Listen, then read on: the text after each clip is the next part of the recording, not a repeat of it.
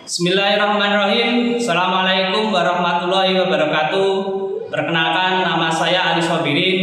Saya mahasiswa PPG dalam jabatan di LPTK Universitas Negeri Malang tahun 2023. Nomor induk mahasiswa 233173715187. Pada video pembelajaran sejarah kali ini, saya akan menyampaikan materi masuknya Hindu-Buddha di Nusantara di kelas 10 TKJ dengan model PBL. Video ini saya ambil pada tanggal 4 Februari 2024. Kepada Bapak Ibu dosen, saya berharap kritik dan sarannya agar pembelajaran berikutnya akan lebih baik. Saya ucapkan terima kasih dan selamat menyaksikan. Bismillahirrahmanirrahim. Assalamualaikum warahmatullahi wabarakatuh. Waalaikumsalam warahmatullahi wabarakatuh. Salam sejahtera bagi kita semuanya, anak-anak sekalian.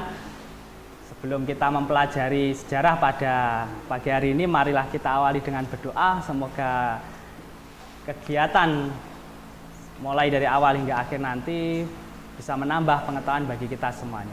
Ya. Silakan untuk ketua kelas dipimpin berdoa. Siap, gerak. Berdoa mulai.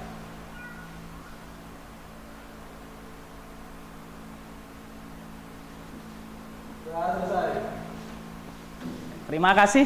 Yang berikutnya sudah siap menerima pelajaran hari ini? Siap. Oke, kalau sudah siap, coba saya tes dulu. Kesiapan seragamnya sudah siap? Oke. Alat tulisnya sudah siap? Oke, sudah siap. Mungkin ada sampah-sampah disolokan, mungkin dicek dulu.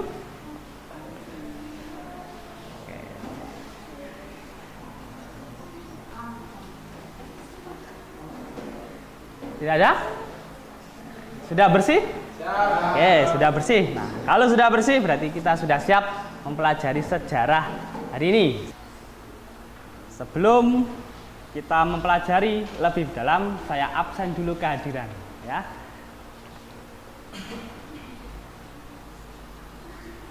Nanti kalau saya panggil, angkat tangan dan bilang hadir, ya. Intan? Ulfa? Ferdina? Ulia? Laili? Lena? Aulia? Wiji? Ayu? Dava? Oki? Zuhri? Siap, hadir. Fikoh? Irma? Fitri? Dini? Evi? Bagus? Munir? Laila? Faiz?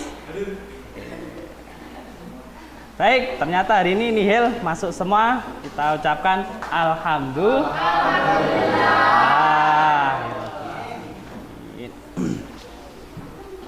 Nah, baik anak-anak, yang berikutnya topik hari ini yang akan kita pelajari bersama-sama adalah masuk dan berkembangnya ajaran Hindu-Buddha di Nusantara atau di Indonesia ini, ya. Di Nusantara atau di Indonesia ini.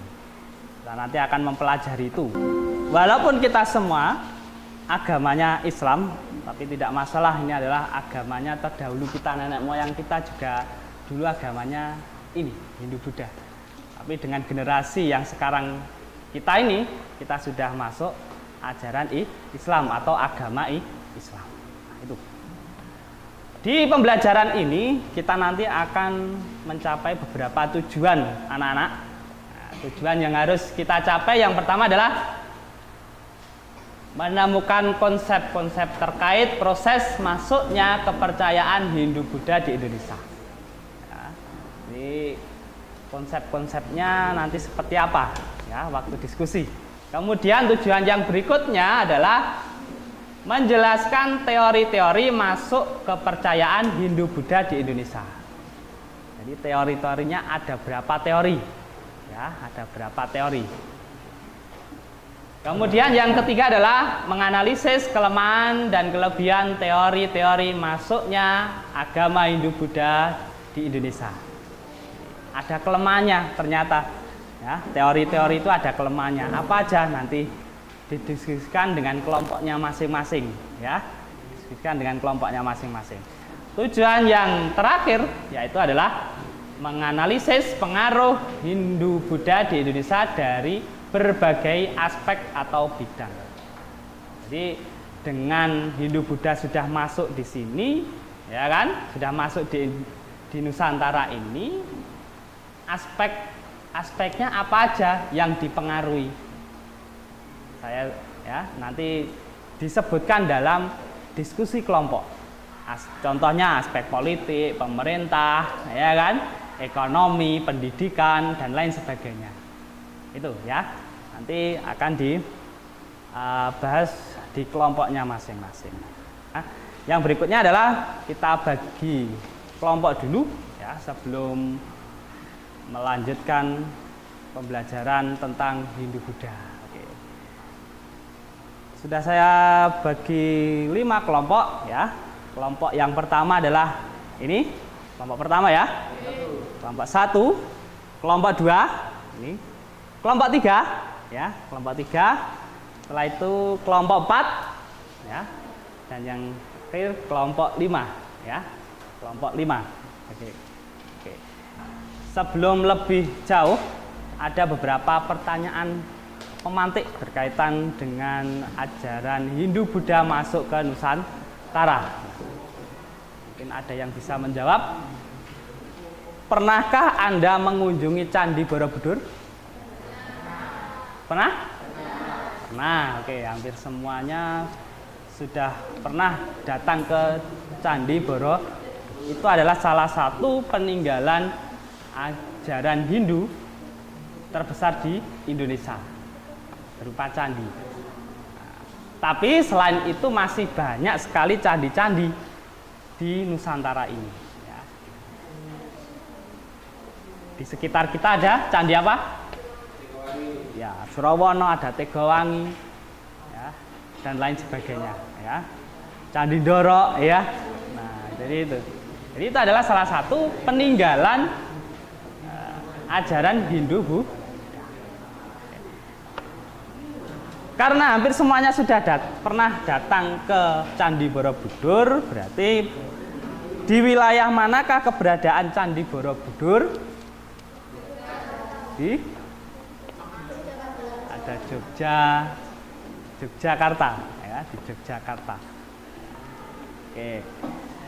Kemudian pertanyaan yang berikutnya, jika kita kaitkan dengan periodisasi sejarah Indonesia, kira-kira di mana keberadaan Candi Borobudur atau candi tersebut? Nah, nanti kita bahas dalam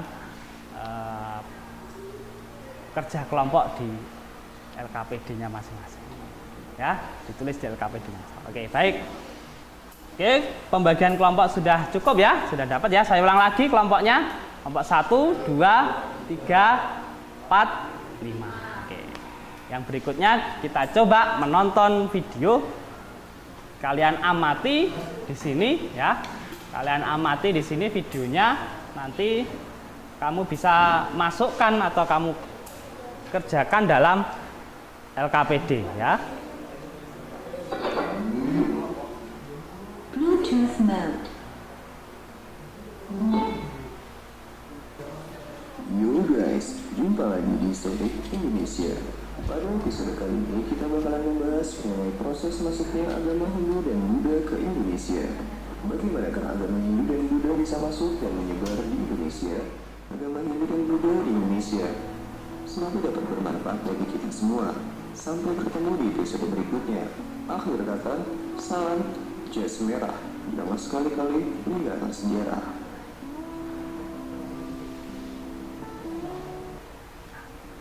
Oke, sudah kalian amati ya. Jadi dalam pengamatan tadi ada beberapa teori. Coba sebutkan teori apa aja? Dari Brahmana, Waisa, arus balik, yang empat. Nanti kita ada 5 seharusnya dalam teori ini ya. Nanti kita bahas sesuai dengan kelompoknya masing-masing ya. Oke. Nah, yang berikutnya nanti coba perhatikan kelemahan dari masing-masing teori tersebut ya. Tadi di dalam video sudah dijelaskan seperti Brahmana ya kan, yang pantang menyeberangi lautan ya. Masa menggunakan teori Brahmana ya. Ajaran Hindu Buddha ke Nusantara ini masa melalui Brahmana, padahal Brahmana mempunyai aturan tidak boleh menyeberangi lautan. Itu nanti coba didiskusikan dalam kelompoknya. Nah, kemudian seperti Waisa dan Kesatria yang tidak paham bahasa Sangsekerta. Masa dia tidak paham bahasa Sangsekerta, dia masuk ke Nusantara ini untuk menyebarkan ajaran Hindu. Nanti bisa didiskusikan dengan kelompoknya ya. Terus kemudian kenapa mereka sampai di Indonesia ya? Kenapa ya kok sampai bisa masuk ke Indonesia ya? Jadi seperti apa nanti prosesnya di situ ya. Jadi di antara teori-teori tersebut nanti yang mendekati yang mana yang pas bagi kita ya. Yang pas masuknya ajaran Hindu Buddha ke Nusantara ini, yang teori-teori yang mana yang mendekati. Nah, nanti silakan dibahas di kelompoknya masing-masing, kemudian nanti dipresentasikan biar semuanya tahu ya. Oke. Baik, setelah kalian menyaksikan video tadi, nanti yang akan kita kerjakan yaitu adalah berdiskusi dengan kelompok ya. Kelompoknya masing-masing sesuai dengan tema kelompoknya masing-masing ya. Kemudian nanti kamu tuangkan dalam LKPD atau kamu tuliskan dalam LKPD ya. Setelah selesai nanti dipresentasikan di depan. Itu ya proses pembelajaran pada pagi hari ini. Yang berikutnya saya bagi LKPD-nya ya. LKPD-nya. Ini teori apa tadi? Brahmana, teori Waisa. Oke, itu LKPD untuk mengerjakan tugas berkelompok ya. Untuk bahan ajarnya bisa kamu buka di modulnya masing-masing. Ya. Oke. Ada yang ditanyakan? Belum? Oke. Ada yang tanyakan? Enggak. Kalau tidak, silahkan bisa dimulai untuk mengerjakan LKPD tersebut, ya. Oke. Langsung dikerjakan di sini ya. Langsung dikerjakan di LKPD yang sudah saya bagi, ya. Berdiskusi dengan kelompoknya, ya. Diskusi dengan kelompok. Kamu buka modulnya yang tadi atau yang kamu buka.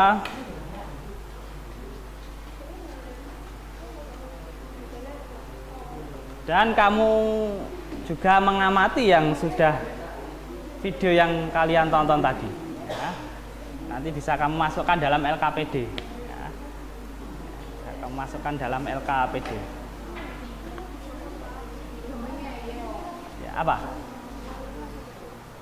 Ya langsung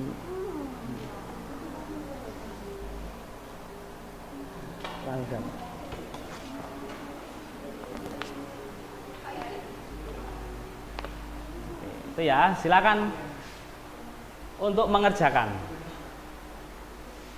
Usahakan semuanya aktif dibagi tugasnya ya. Ada yang mencari, ada yang menulis. Oke, dibagi aktif ya.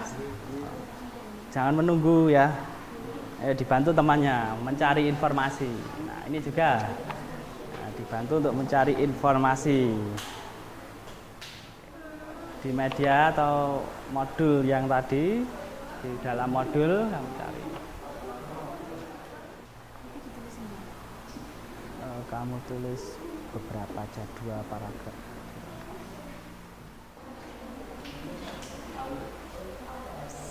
Oke, coba lihat. Oke, cukup bagus. Jangan lupa nama kelompok diberi ya. Nama kelompok, tanggal, hari ini ya. Nama kelompok ya. Pakai 2 paragraf ini aja. Apa? 2 paragraf ini. Ya ini kamu bawa. HP-mu kamu bawa. Nama kelompok dan anggotanya siapa aja. Kelompok berapa dan nama-namanya siapa aja ya.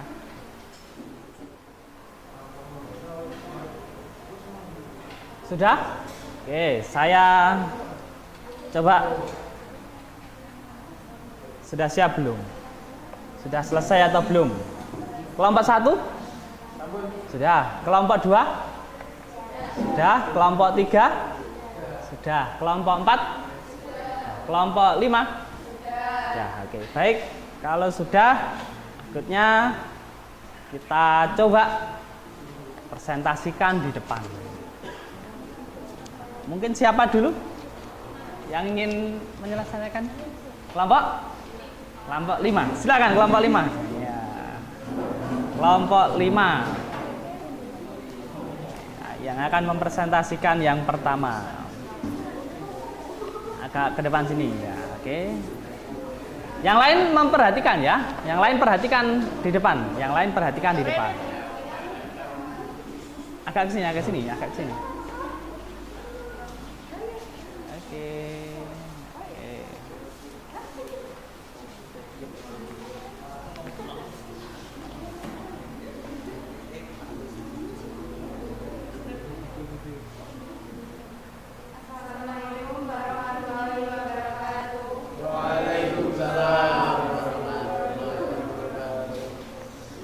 Perkenalkan, kami dari kelompok 5 akan mempresentasikan teori arus balik.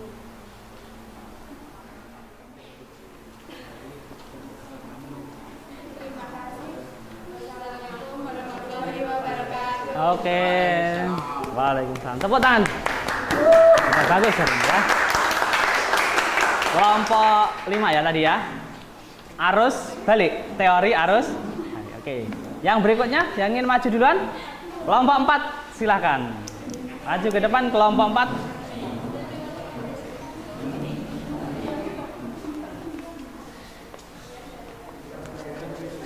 Nanti agak keras ya, suaranya yang keras. Suaranya yang keras. Biar semangat ya, biar kelihatan semangat. Assalamualaikum warahmatullahi wabarakatuh. Wah. Kami dari kelompok 4 ingin mempresentasikan teori sejarah. Sebelumnya perkenalkan, nama saya Rufa Novianti. Saya bernama saya Intan. Saya lagi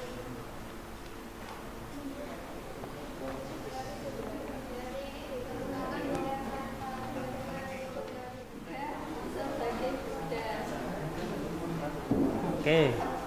Cukup bagus. Sekian presentasi dari kami. Wassalamualaikum warahmatullahi wabarakatuh. Waalaikumsalam. Sudah.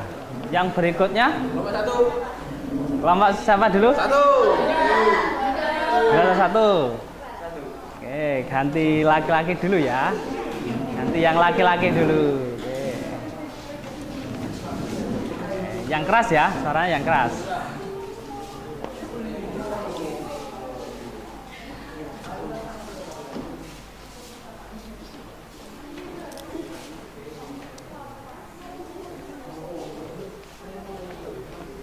Agak ke sana, ke sana, ke sana. Ke timur, ke timur. Oke. Bisa dimulai.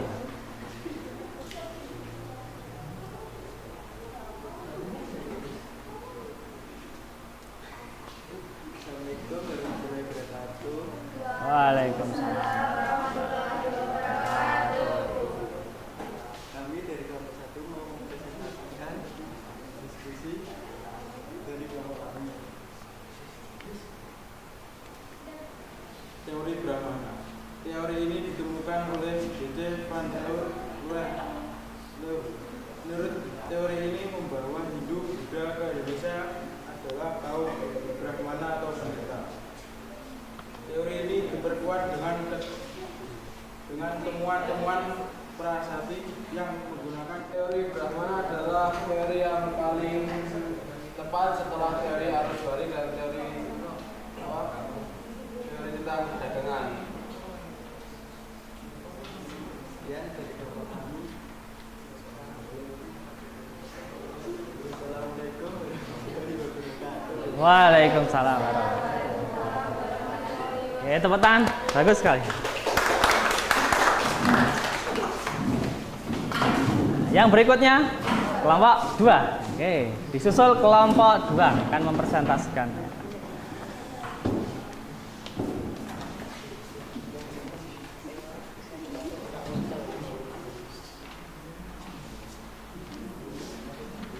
Silakan dipersilakan. Assalamualaikum warahmatullahi wabarakatuh. Warahmatullahi wabarakatuh. Kami dari kelompok 2, perkenalkan nama saya Aulia. Nama saya Lena Dini. Nama saya Fitra Nuraini. Nama saya Dini Hairul Lestari. Kami akan mempresentasikan teori kesatria menurut FDK. Juga melibatkan para kesatria yang berasal dari Hindu. Sekian presentasi dari kelompok kami. Wassalamualaikum warahmatullahi wabarakatuh. Waalaikumsalam warahmatullahi wabarakatuh. Oke, tepuk tangan.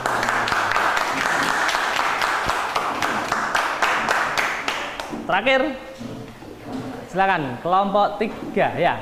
Terakhir kelompok 3.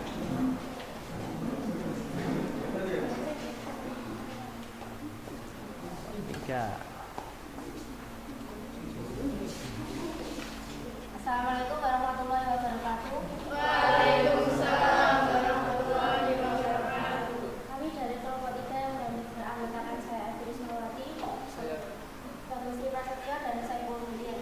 Kami di sini ingin mempresentasikan hasil diskusi kami mengenai teori warisan. Sekian presentasi dari kami. Mohon maaf apabila ada kesalahan. Assalamualaikum warahmatullahi wabarakatuh. Waalaikumsalam warahmatullahi wabarakatuh.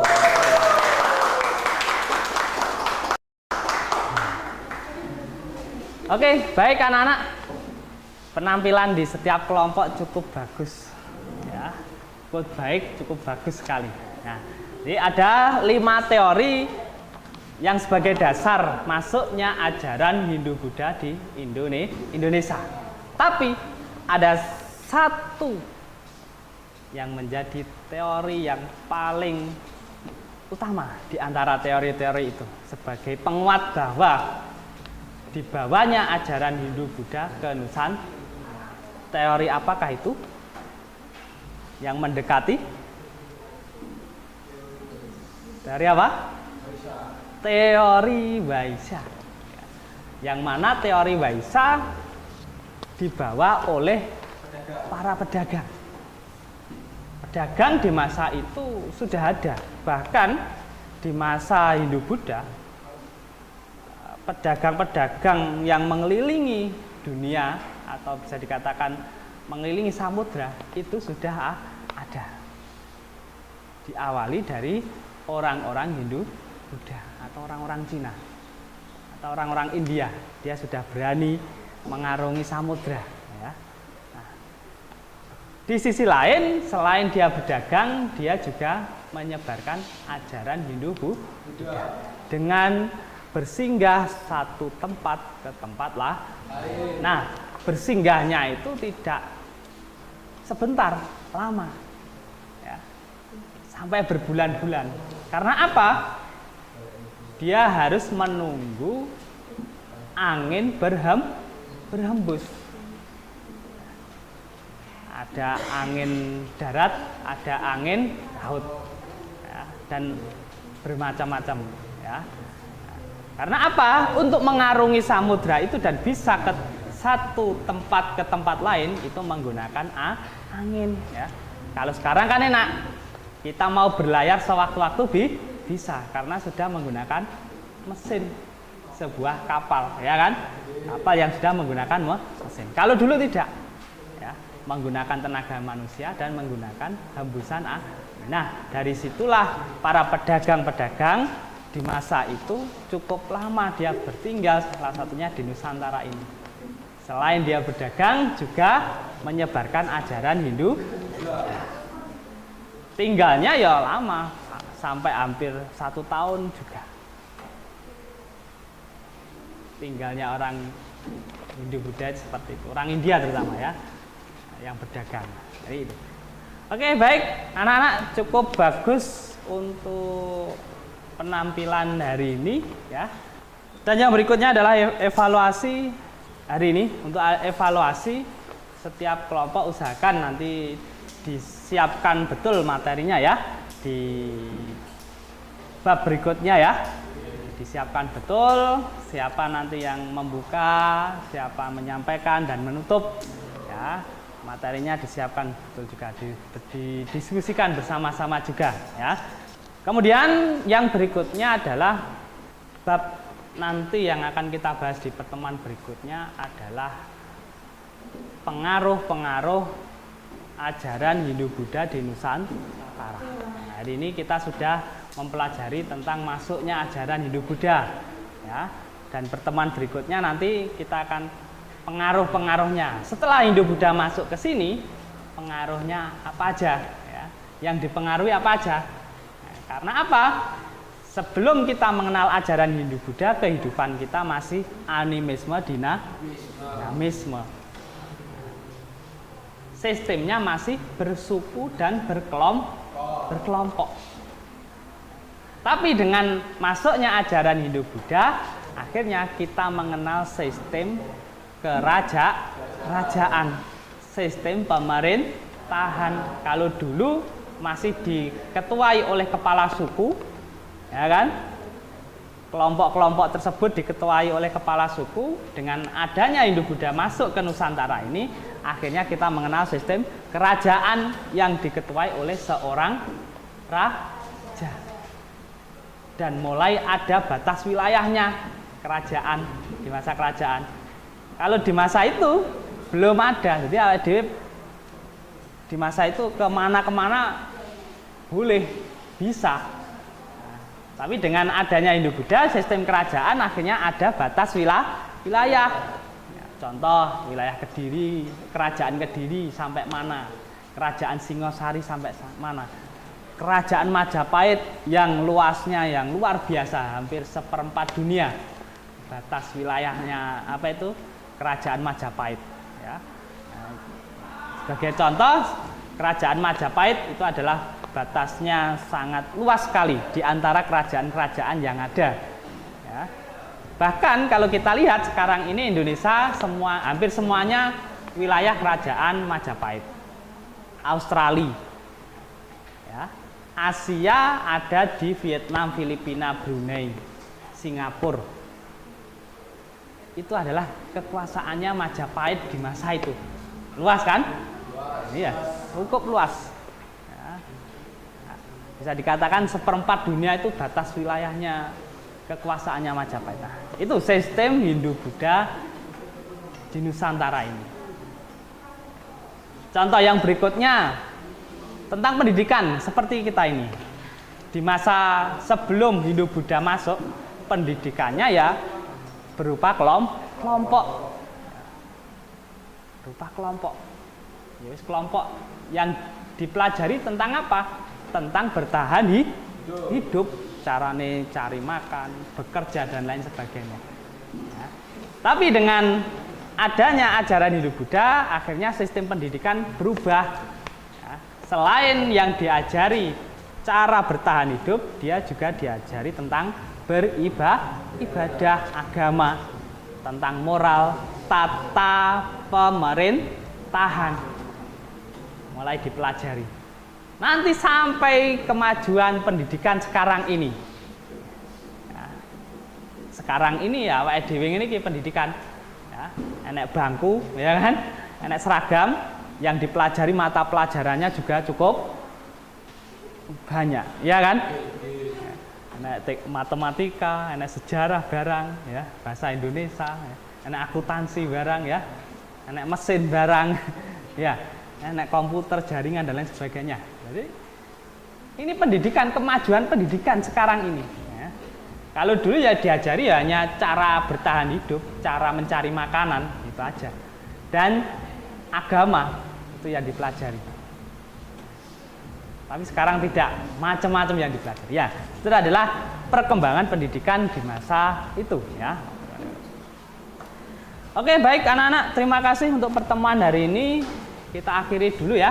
Kita jumpa di pertemuan berikutnya dengan lebih siap, ya, lebih semangat lagi. Persiapan untuk kita pulang, ya. Sebelum pulang, alangkah kita berdoa dulu, semoga kegiatan pada siang hari ini bermanfaat bagi kita semuanya. Silakan dipimpin berdoa. Doa mulai.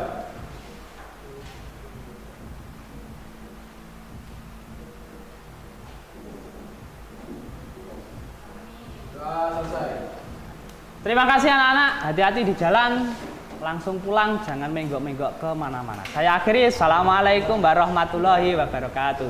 Waalaikumsalam.